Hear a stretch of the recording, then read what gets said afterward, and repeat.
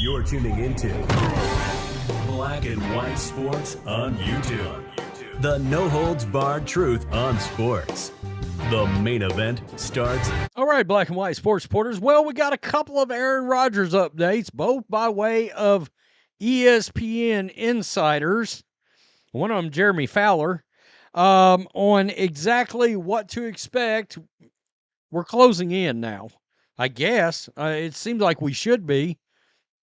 On Aaron Rodgers officially becoming a Pittsburgh Steeler, and thus closing a huge hole in their quarterback situation.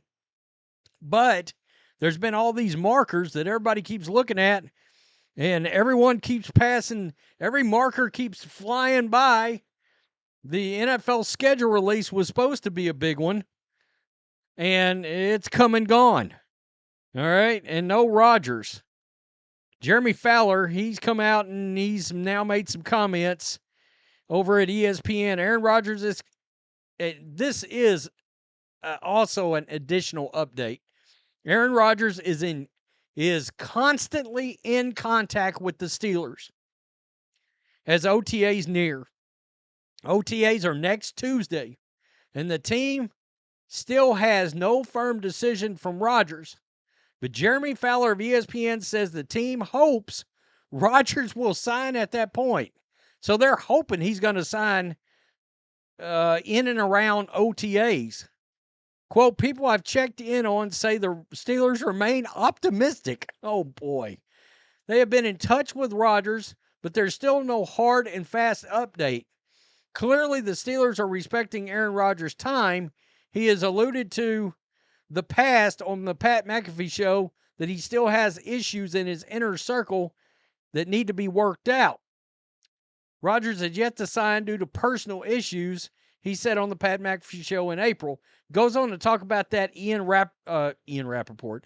O'Connor, who's a journalist and a guy that wrote a biography on Aaron Rodgers, talking about he expects the personal issues to be resolved by the end of May.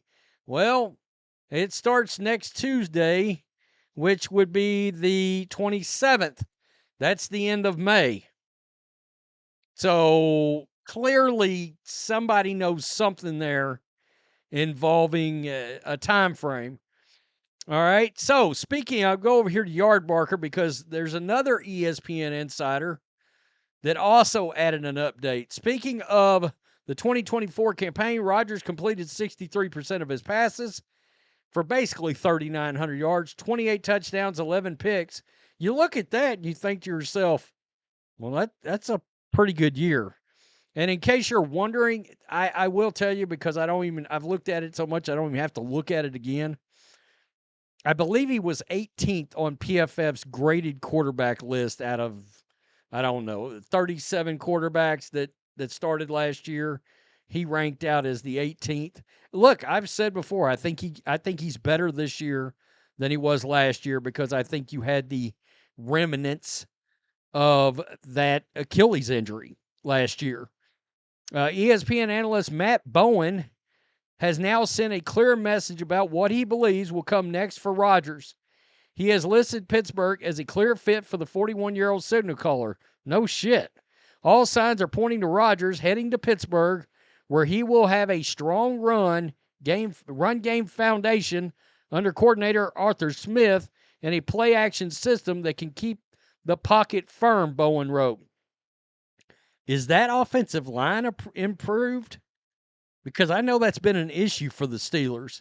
If that offensive line's not better, that's one thing we haven't talked about in all this. The quick game will play a role here, given Rodgers' accelerated release time and field vision. And his number one option would be newly acquired receiver DK Metcalf, who thrives at creating explosive plays. Bowen's take is nothing different from what many others expect. Rodgers signing with the Steelers would give them a chance to compete for a Super Bowl. That's something that we haven't talked about a lot either. What's the upside here? What's the true upside? The ceiling upside. Let's put it that way. Do I think they will probably make the playoffs? Yeah. Well, they've been making the playoffs.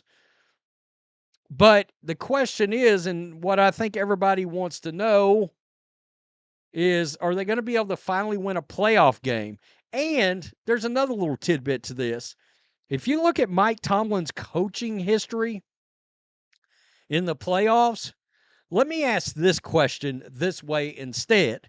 If you're a Steelers fan, if you're an NFL fan, is Aaron Rodgers going to be able to lead Mike Tomlin and the Steelers to victory over a competent playoff quarterback?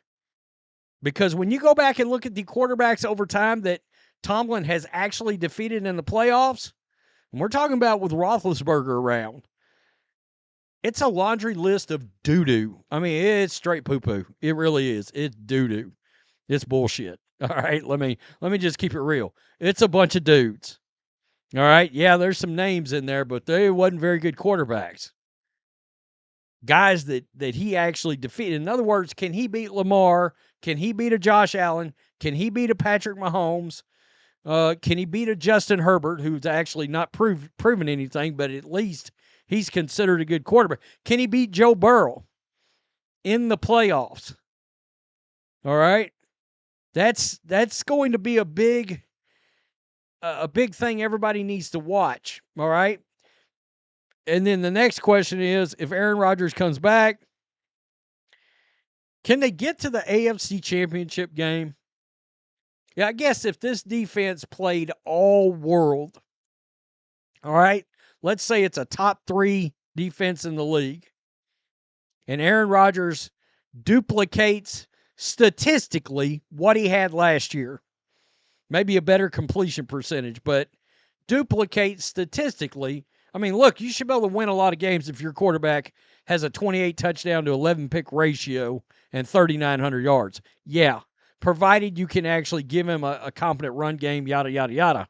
You should be able to win some real games. It's going to be interesting. Yeah, we haven't talked about the ceiling. You know, can they get to an AFC Championship game? Do I expect them to win it? No, I don't think they can beat the – I don't think they can necessarily beat the Bills or the Chiefs, all right?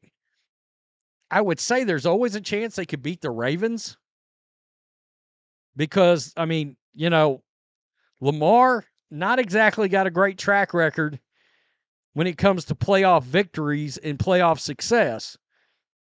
Joe Burrow, well, he's made it to a Super Bowl, so I don't know. It's we also got to remember one of the teams they may draw in all this. Everybody's expecting a team I've talked about a lot, especially before the channel, before the football coverage moved, is the Patriots. You know, you could see Aaron Rodgers versus, for example, Drake May, because a lot of people are thinking that the Patriots may sneak in. I don't know. Just some food for thought. We've talked about the when he could come in, but what happens when he does? What's the success level? What's considered a success? Tell me what you think. Peace. I'm out. Till next time. Thanks for watching the show. Be sure to like, comment, and subscribe. Be sure to tune in next time on Black and White Sports.